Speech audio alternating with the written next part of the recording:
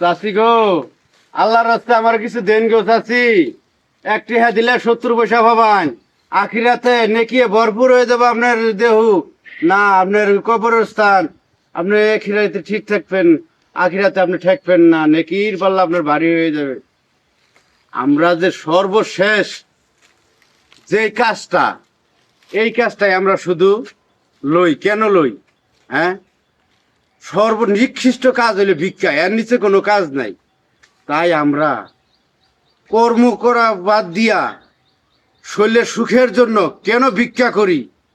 আল্লাহ পাক আমাদের কি এই মনের মধ্যে জাগে না যে শ্রেষ্ঠ নিকৃষ্ট কাজ মানুষের কাছে হাত পাতা? এই হাত পাতা কাজটা আমরা ছেড়ে দিতে পারি না।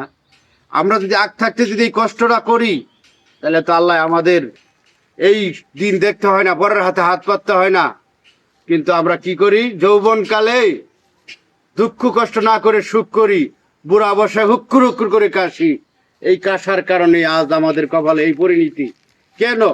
আমরা শিশুকালে থেকে যখন বড় হওয়ার পরে মনের মধ্যে শয়তানি বুদ্ধি ঢোকার কারণে আজ আমরা এরকম পরের কাছে হাত পাততে হয়। নিজের শরীর সুস্থ থাকতেও শরীরের দিয়ে কাজ করে খেতে চাই না।